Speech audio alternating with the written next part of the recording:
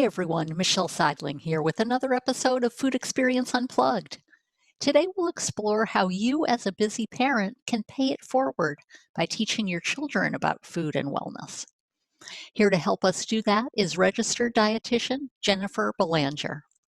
This podcast is available on multiple platforms, including YouTube, Apple Podcast, Spotify, and others, as well as our website at foodexperienceunplugged.com. Please be sure to subscribe on your favorite podcast platform for new content as it becomes available. Please also check out our website at foodexperienceunplugged.com for some free resources as you begin your health journey. Jennifer Belanger, welcome to Food Experience Unplugged. Hi, thank you so much for having me on. Oh, well, it is such a pleasure to have you as a registered dietitian who not only helps adults, but also your focus is a lot on children and teens as well. Mhm. So that's very, very unique and much needed in this Definitely, situation in our world today. definitely. Yeah. They Well, are our future, right? absolutely. Definitely. Well, to get started, will you take a moment and introduce yourself and tell us what brought you to this point in your life and in your career? Sure. So my name is Jennifer. I live and work in Belchertown, Massachusetts. So it's a little town that many people haven't heard of, but you have, Michelle. So that's exciting. So yeah, born and raised here. I work with kids and teens now, and I see a lot of just a lot of conditions and sort of mental health things and all these things that play into nutrition. I had a very kind of cookie cutter upbringing, I would say. I went to public schools, I had a great childhood, etc. I always assumed, when you start getting into high school and people ask you, what are you going to do going forward? I always assumed I would be a teacher because my mom was a teacher, my cousin was a teacher, and I love educating. So I just figured, I'll be a teacher. And it wasn't until my mom actually began seeing a dietitian on her own for her own health journey. And she would come home and tell me all of the awesome stuff that she was learning from this dietitian. And I had no idea that this was even a field that you could go into because we really don't get this education in school, in public school. So once I learned about all these things nutrition related, I was hooked. And so this was when I was about 16. I was starting to look at colleges. I had joined a gym. I was really getting into the whole health and fitness space. So then I exclusively applied to colleges that had nutrition programs. And I attended undergrad at Framingham State University, which is one of the only universities in Massachusetts, at least, that has what they call a coordinated program. So I did my coursework and all my internship experience within 4 years. So I didn't have to go on and do a whole separate internship or anything. So once you complete a program like that, you're eligible to sit for the Registered Dietitian exam, which is a board exam, just like a nursing board or an MTEL, like an educational type of test. Same idea that you have to pass in order to use the credential RD after your name, which stands for Registered Dietitian. So I did that. I was an RD by the time I was 22. So really fast tracked into this field. And then I primarily worked in hospitals and rehab settings, mostly with geriatric or adult populations, heavy clinical. It's all, clinical hospital setting. And then, so I wanted to work and get my feet wet for a while before I went back for a master's. I knew I wanted to get a master's. So I went back for my master's in 2017 at UMass Amherst. And finished that up in 2018, planned a wedding in between all of that, got a puppy. It was a wild time, but it was all great. So I got my master's, and then I think the stars just aligned and I got really lucky. And a local pediatrician actually reached out to me. I had written an article or I was interviewed for an article for my local newspaper about childhood obesity. And so I was quoted in that article, and a local pediatrician reached out to me and said, hey, I'm always looking for a dietitian to refer my patients to. Are you interested in maybe coming up with some kind of agreement? And I hadn't done pediatrics much before, so it was a little bit nerve-wracking, but I'm kind of a go-getter. So I was like, sure, let's do it. Let's figure it out. So that was in probably 2017 or 18. And from then, I've been in pediatrics, and I've really opened up my private practice, which is run under my name, Jennifer Belanger, RD. And I take clients from all over Massachusetts, especially with telehealth now. I see anyone in Massachusetts. So it's been quite a variety and quite a ride to get where I am now. But I just moved into my own office space, which is where this interview is being conducted. And yeah, so I love my pediatric work, and that's really how I got here. Oh, that is fantastic. What an amazing journey. I Hmm. love how it kind of spurred, just even your mom's interactions with a nutritionist and dietitian. That Yeah, kind of just spurred you along, spurred that learning and it desire. really did. Yeah.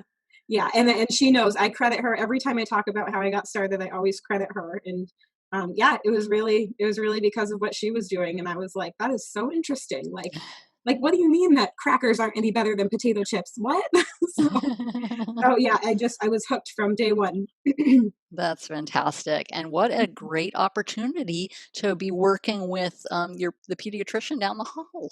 That Yes. is fantastic. Yeah, it's been so great. And that's opened doors to working with more pediatric offices in my area, which is really awesome. And just getting to know the doctors and getting to know about pediatrics. And it really is a different world than working with the adult and geriatric population, especially in the private practice outpatient setting where you're not dealing with sick people, you're not dealing with anyone who's gone through, for the most part, like a traumatic injury or condition or something like that. So with pediatrics, I feel like I'm really able to transform lives, and really set these kids on the right path and their families, which is so rewarding at the end of the day.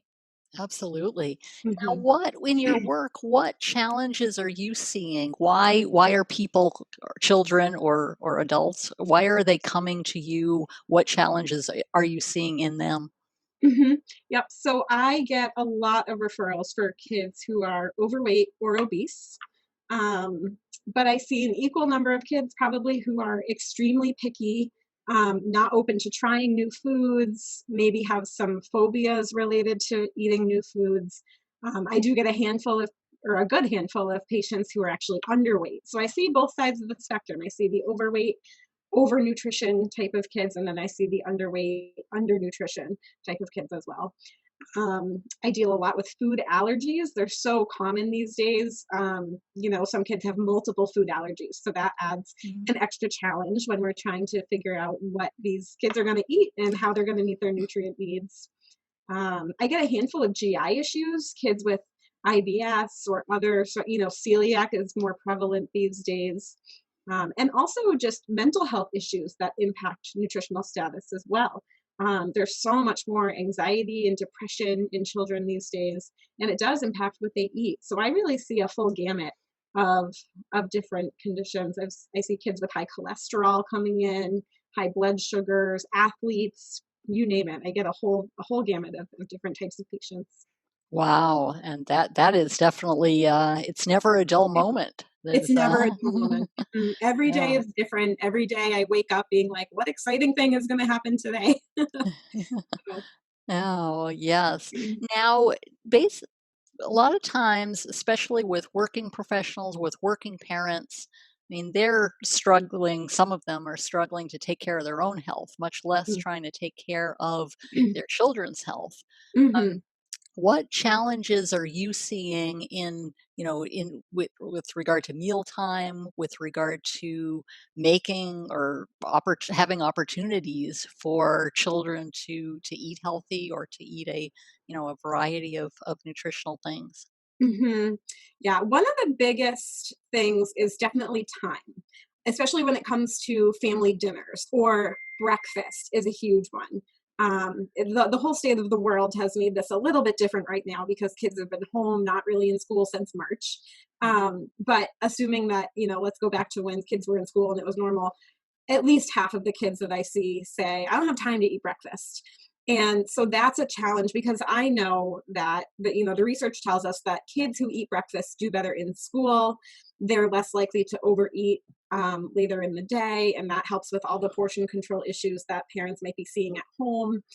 So I'm really an advocate for kids eating breakfast, and I try and really get through to them and the parent that there is time. There are things that you can make ahead of time and grab and go.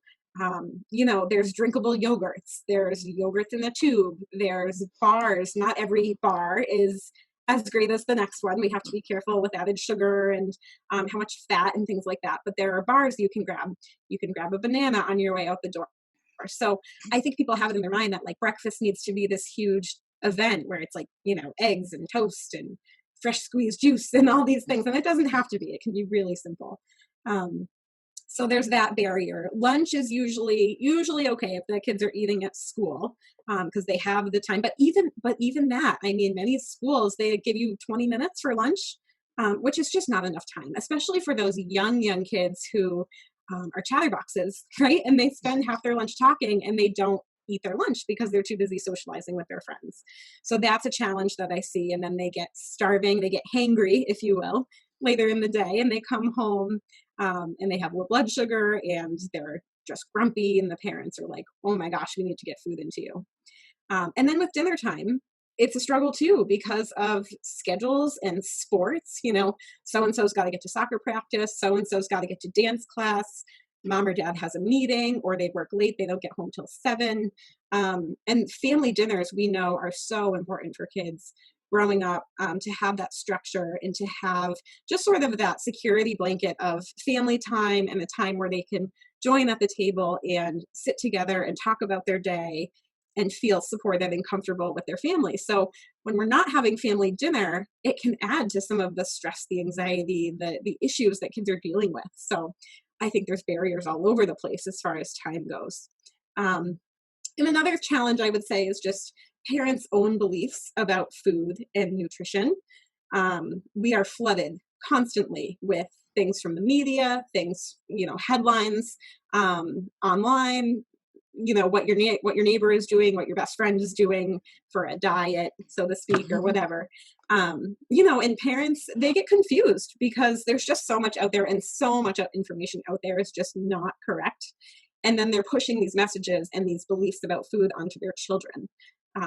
And so that's why I love what I do. I feel like I'm a mythbuster a lot of the time and just trying to help parents understand, like, no, that's not true. You can give your kid, you know, ranch dressing and it's not going to be the end of the world, things like that. So, so there are definitely barriers, but nutrition can be really simple. You just have to get back to the basics. Sure, absolutely. I love that. I love just the gamut of options that you're sharing with parents as far as the different meals. Mhm. Or do you include meal plans specifically, or do you just give guidance as far as different foods to eat or things of that nature? Yeah, so it definitely depends on what my client is looking for. Nutrition is a very individualized field, so it's not one size fits all. Everybody who walks out of my office has a little bit of a different focus and some different goals to focus on. I like to, when I have someone come into my office, I like to have them leave with 3 big goals that they're going to work on, because we know that changing everything at once is not helpful and is overwhelming and just not sustainable. So I would never have someone, especially a child, come into my office and me write them a meal plan saying, okay, you need to eat egg whites for breakfast and salad for lunch and this for dinner and these very specific snacks. I would never do that. So in terms of meal plans like that, I'm really not doing that. And it's those types of things are hard to follow. And especially, you know, because we live in a world where there's millions of food choices and you can't just stick to one single thing every single day.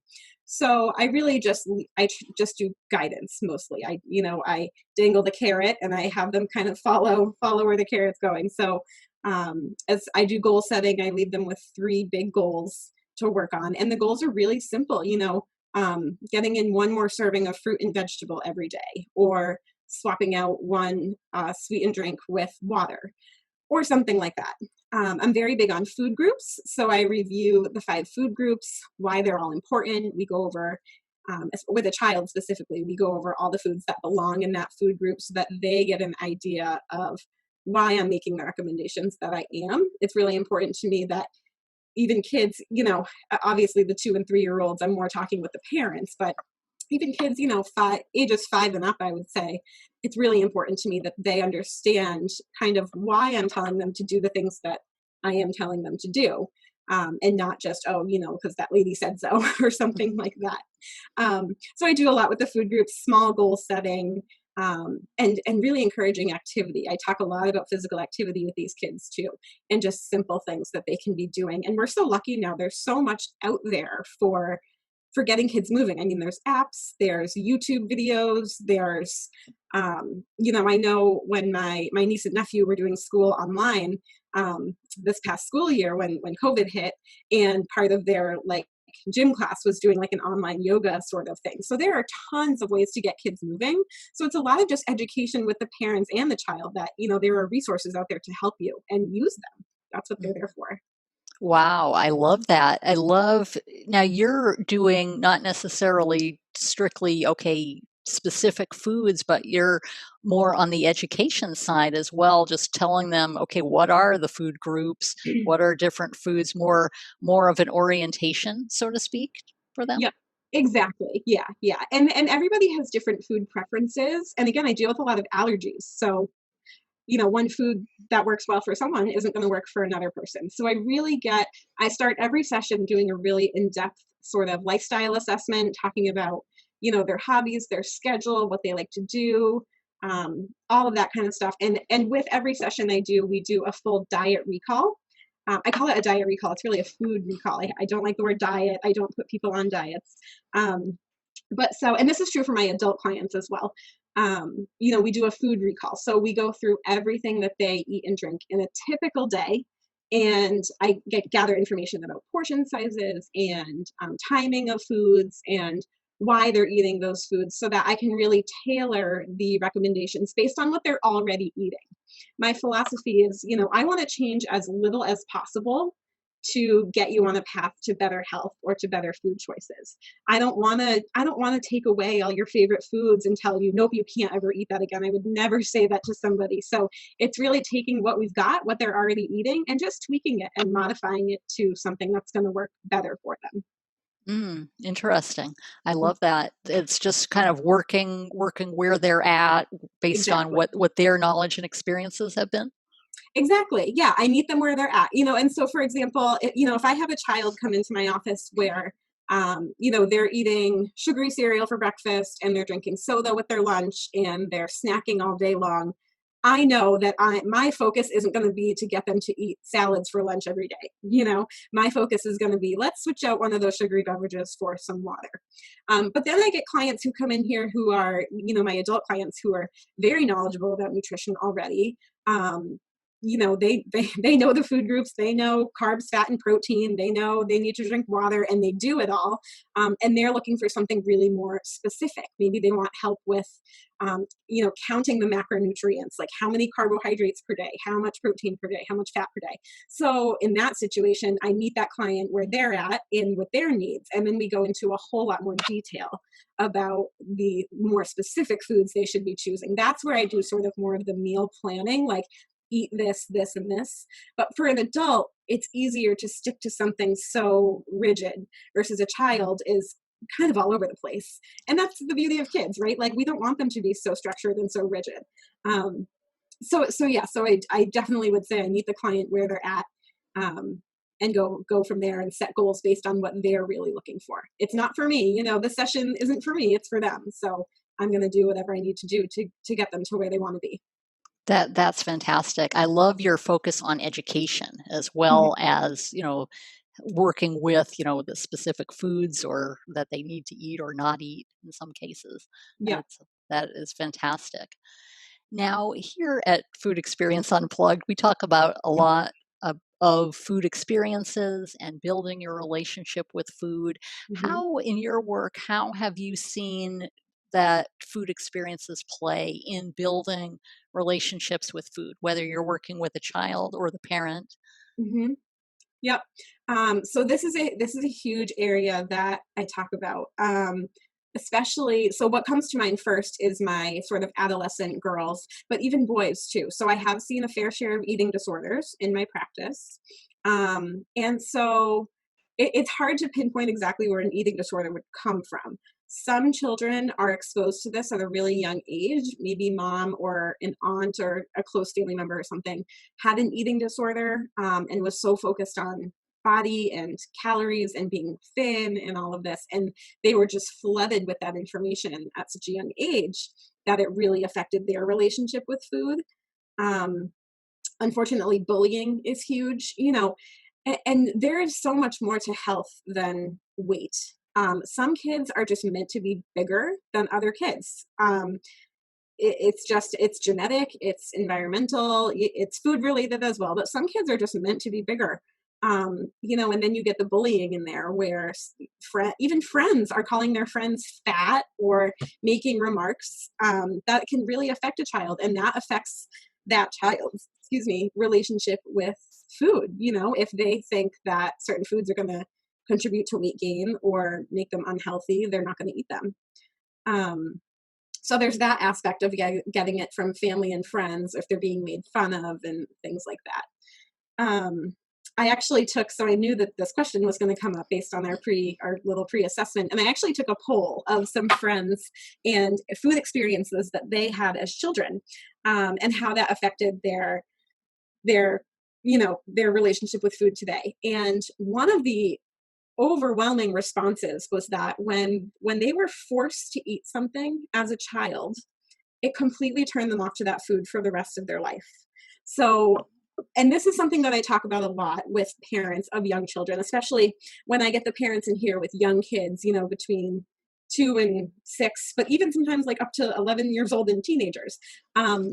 We talk a lot about, okay, if a kid is picky, meaning that they're not willing to try new foods or they just have no interest in new foods, we really want to maintain a low pressure feeding environment, which means that you're not going to tell them, you need to take 3 bites before you can leave the table, or you need to sit there and finish all your broccoli before you can have dessert. We really want to keep it low pressure.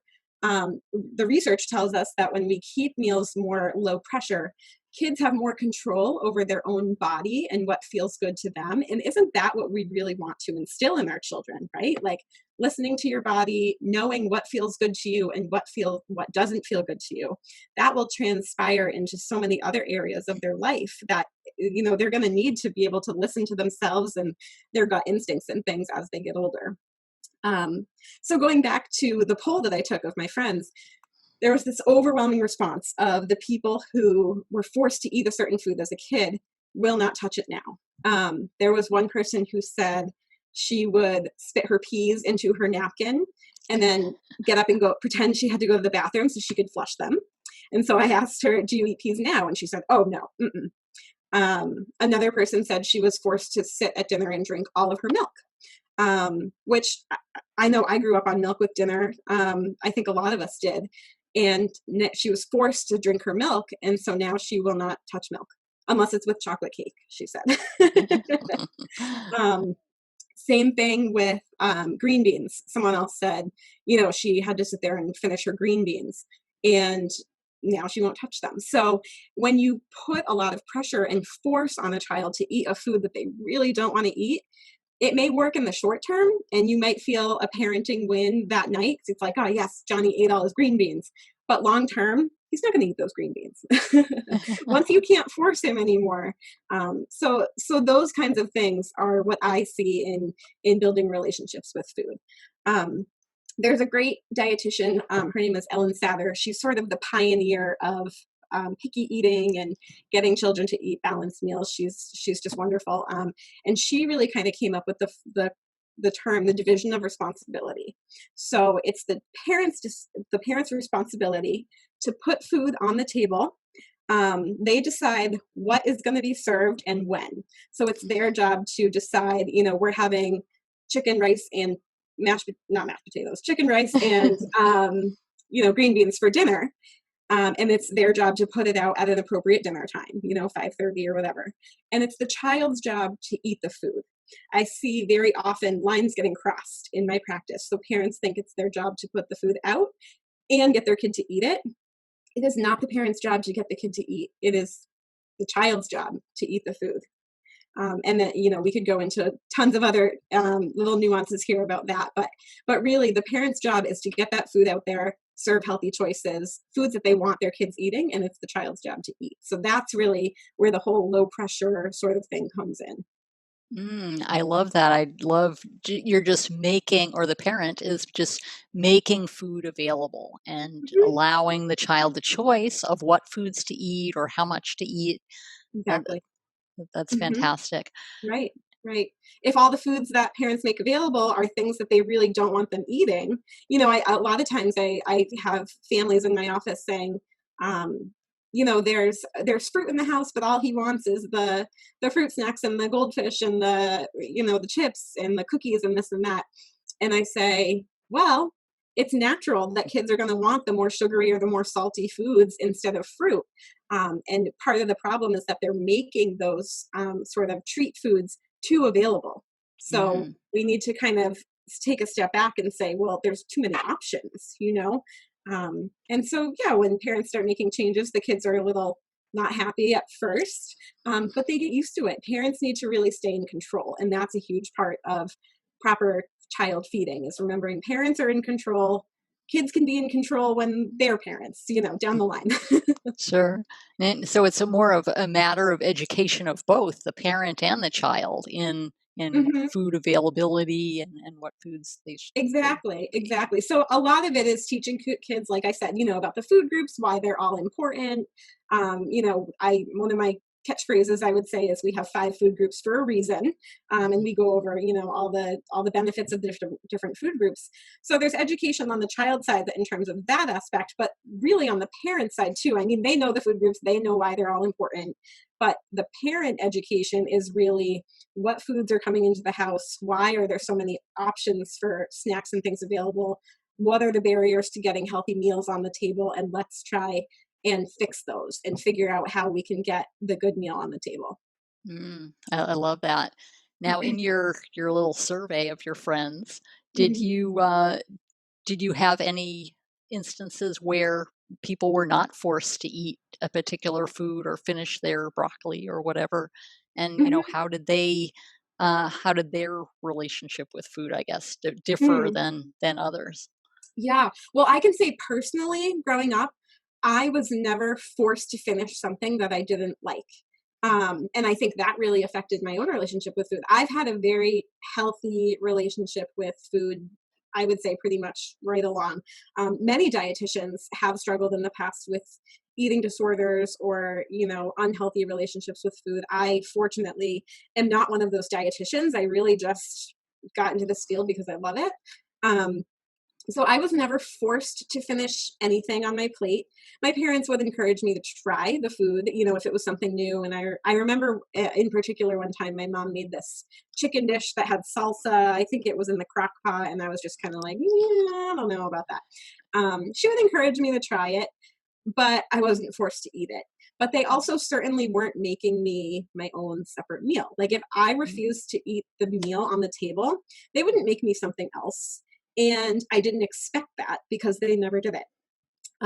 So I think, having those boundaries upheld by my parents where it's, like this is what's for dinner. If you don't like it, don't eat it. But you're not going to get something else. There was usually something on the table I would eat. I was pretty good at vegetables. I would eat the starches, no problem. I would drink milk. Um, so, so I think that influenced my relationship with food. Another thing I can think of, besides not being forced to eat anything, is my mom always made vegetables available. For example, if we had friends over and she was making lunch for us, even if the lunch wasn't the healthiest thing, I ate boxed mac and cheese as a kid. I ate some of that processed food that nowadays I'm like, yeah, let's stay away from that. Before the mac and cheese was ready, she would put sliced up cucumbers on the table. Or even, at dinner time while dinner was cooking, my dad would cut up tomatoes and put some salt and pepper on them, which I hated tomatoes growing up, so I didn't eat those. But they were available. And if I was starving and I really wanted something, I could eat that. So looking back and really reflecting on my own upbringing around food, I think my parents did a really great job. Um, and they didn't restrict sweets. So another huge thing that affects relationship with food is and this was a big one that came up too on my poll of my friends, the kids that grew up in households where sweets were restricted, so no candy, no cookies, no soda, nothing. Um, Now, as adults, when they have that type of food in the house, they they eat it all, in a night or two because it's Mm. just so tempting. It's like the forbidden fruit. It's there. They've got to eat it.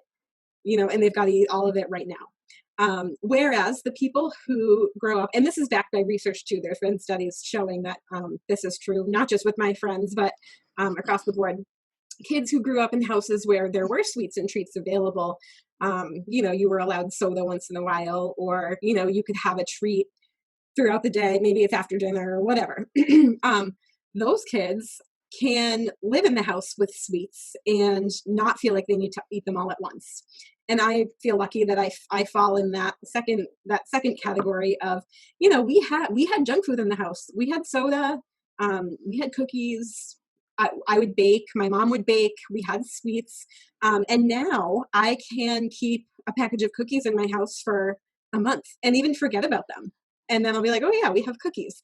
Um, so that's something really important too. It's actually really important that we don't over restrict kids from sweets. So going back to the point that I made before, like, yes, we want to limit the variety of all of the sweets and treats and different things in the house so that it's not all that they want to eat, but we don't want to eliminate them completely, because what's going to happen if you have no sweets or treats in the house ever? They go to a birthday party or they go to a sleepover at a friend's house, you can bet money that they are going to binge on all the soda and cookies and whatever else they can get their hands on because they can't get it at home. Interesting. I Mhm. love that example, of what you were sharing with your friends and just the power of memories to Mhm. that and how that affects your relationship with food and your food choices. And Mhm. some in your friend's case, they're not going to touch broccoli if they were forced to eat it as a child, but Yeah. It's just like kind of it's almost like traumatic, like they were forced to do something they didn't want to do, so now that they're rebelling sort of thing. yes, but thankfully there are a lot of other food options. So if they don't want to eat that, then there Yeah, are plenty of other things to help them along. definitely. Yeah. Yeah. We're lucky that we live in it's a blessing and a curse. We have a lot of different foods available to us. So you're bound to find something healthful that you like. Absolutely. Now, with the parents and the children that you work with, what are some success stories or other examples of how they've really, maybe the parents are setting a good example for the children, or maybe it's vice versa. Mhm. Yeah, and it's hearing you say vice versa, it's totally true. I find initially what gets families in my office is a parent is worried about their child. They're worried about weight, or they're worried about, um, you know, picky eating or whatever it is. And once once we start changing the types of foods the child is offered, the parents often come back and say, "Yeah, we're all eating healthier, and it's so great." I just had a family in with me recently, and one of the struggles they were having is that they don't drink enough water. So we were talking about different ways to make sure that they're getting in plenty of water. And I introduced the idea of fruit infused water, where you get one of those water bottles where you can stick fruit in there and fill it with water and the flavor diffuses. Um, and the child didn't really love it that much, but the mother loves it now. And she really hung on to that, and she's drinking so much more water than she ever did. So the parents, even though we're doing really simple education usually with the child, the parents really benefit from it too. And we have to remember that nutrition, in the field of science, nutrition is a relatively new science. It's not like chemistry or physics that has been around forever, and the research still is constantly changing. So our parents, and my mom will tell me this, when I was in school or when I was a kid, like, no one worried about their cholesterol or their sodium intake or anything like that. Like, that just wasn't a worry or a concern. So now that nutrition is such a huge topic and it's something that's such a niche profession, the parents really benefit from the education that I do with the children. I've had parents come in, if we're working on the goal of you need to get more fruit into the child. I find that a lot of times it's not that your child doesn't like to eat fruit, it's that they either one are too young to cut it up themselves, right? Or if they're old enough, they just don't want to take the time to prepare it. You think about the steps required to get yourself a snack. You could reach in the cabinet and open up a package of fruit snacks and you're done. Great. You think about having an apple. All right, you got to get the apple, you got to wash it, you've got to grab a paper towel, you've got to dry it. Maybe you eat it like that, but many kids like their apples cut up. They don't like biting into a full apple. I'm not sure why. But then, so they need to get out a plate, they need to get out a knife, they need to cut it up. And then they have to put the knife over by the sink. It's just a lot more process. So I do find that parents have success when they do a little bit of hand holding. And cutting up the fruit for the child. Like I was saying, like my parents would put fresh vegetables on the table. That got us to eat it. If they had said, hey, there's a cucumber in the fridge, go in there and cut it up and eat it, I'd be like, no way, I'm busy. I'm doing whatever an 11-year-old does. But if you really do a little bit of hand holding and just make those healthy foods available, cut them up, put them out, you have to stick it right in front of their face. They're a lot more likely to eat those foods. So again, it goes back to that division of responsibility, right? Like the parent is in charge of what food is being offered and when. So if you want your kids to eat some cucumbers before dinner, cut them up and put them out. So it's simple once you hear that and you're like, yeah, like my kids are more likely to eat strawberries if I wash them and cut the tops off and just put them out. But if I ask them to go in the fridge and get strawberries, they're going to be like, ugh, that's a lot of work, right? So kids do need some hand holding, even the older ones, even the teenagers, they need mom or dad to kind of push them in the right direction. As much as we want them to be really independent and just do it themselves, maybe in their 20s they'll start doing that. Maybe. Yeah, maybe. Wonderful. Now, what are some steps that parents can take if they're just kind of getting started in trying to work mealtime into their schedules? Are there some things or steps or tips that you would recommend to kind of help both parent and child in their nutrition quest? Yes, absolutely. So the first tip I would say, if you're a parent and you've sort of got your own ideas about food that may not be the healthiest or the most accurate, keep those to yourself. By now, if you have older kids, by now they have probably picked up on how you feel about certain foods, but really try and keep your own thoughts about food to yourself. And that goes even for preferences. I had someone in here the other day who the child doesn't want to eat vegetables because his parent says, well, vegetables are garbage. And so when you're hearing a message like that from your most trusted source, right, your parent, you're going to say, oh, dad says vegetables are garbage, so why would I eat them? And preferences, growing up, my mom hated mushrooms. So I assumed that I hated mushrooms and I wouldn't touch them. Now I'll eat them. It's actually something I'm working on eating more because I know they're really good for me. But I think, whereas my dad loved mushrooms. So I think if my mom had never said anything about how she felt about mushrooms, I would have ate them, no problem. And it just would have been like, no big deal. So keeping preferences to yourself, even in family dinners, like if there's a vegetable that you don't particularly care for, cook it anyway, and just suck it up. Be the adult, unless it's an allergy or something that's going to make you physically sick. Of course, I don't want you eating anything like that. But, if you don't love carrots, but you want your kids to eat carrots, you have to just keep the dislike of carrots to yourself and serve them anyway, and put a couple on your plate. And maybe you suck it up and just eat a little bite of it, or they may not even know that you didn't really eat your carrots, but having them available to your child is super important. So that would be my first tip. My next tip is getting to the table for meals as much as you can. Usually dinner time is where people can feasibly do this. If you can do it at breakfast, that's awesome. But I talked a lot in the beginning about why dinner time is, or just family meal time is so important for kids, for having that safe place to go after a long day. They can vent about their day. They can talk about things they need to talk about, issues that they are experiencing, whatever. So just getting to the table. And we know that when kids eat in a distracted environment. So if kids are eating in the living room or in their playroom and they have toys, they're likely not going to eat as well because they're too focused on playing. We really want to keep distractions to a minimum to zero at dinner time or any meal time. We want to turn off electronics. We want to turn off the TV. No stuffed animals or books at the table. We really want to make mealtime focused on mealtime. And so if you're a family who is not doing family dinner or family meals at this point, my first thing would be, I don't really care what you're eating. Like if you're eating chicken nuggets and fries, fine, but let's do it together at the table. And then once we get used to being at the table together and getting used to the idea that meals happen as a family, then we can work on the food choices to something more helpful. So getting together at the family table and then involving the child in the grocery list and the grocery shopping is a huge step that parents can take to improve healthful eating for their child and for the whole family. I get a lot of people come in my office and, the mom or dad will rattle off, well, we have this in the house, we have this, we have this. And the child will look at them and be like, I don't like any of that food.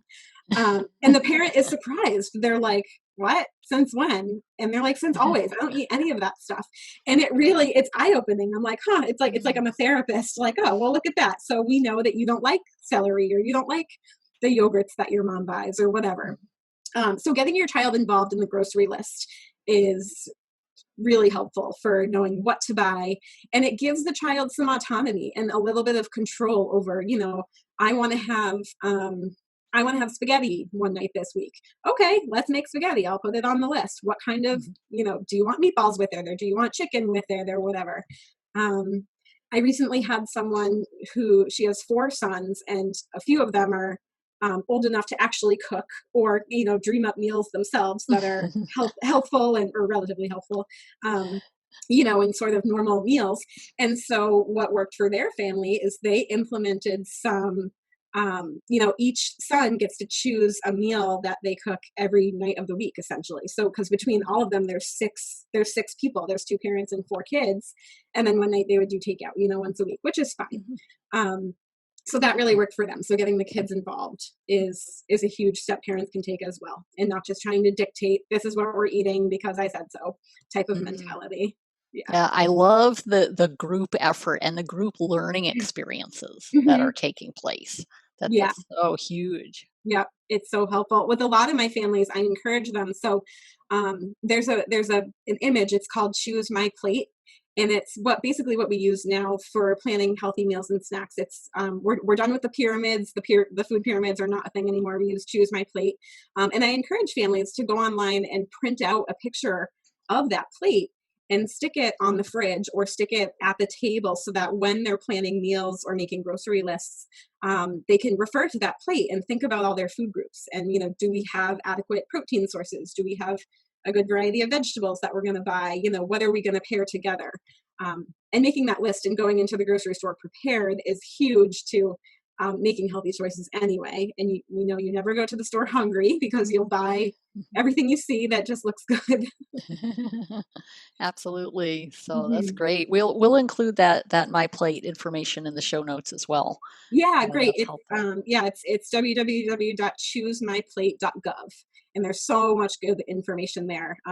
Not just the plate, but even just lots of tools and tips for families to use on that website. Absolutely. That's fantastic.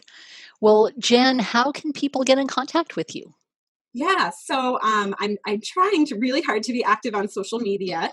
I admit I was not very good about it until the pandemic hit, and then when I had more time, I was like, okay, I'm going to really commit to Facebook and Instagram. So my Facebook page is just my name, Jennifer Belanger, RD.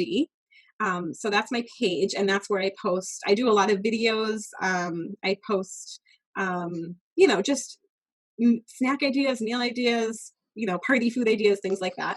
And then on Instagram, I'm at Jennifer Belanger _RD. So Jennifer Belanger _RD on Instagram.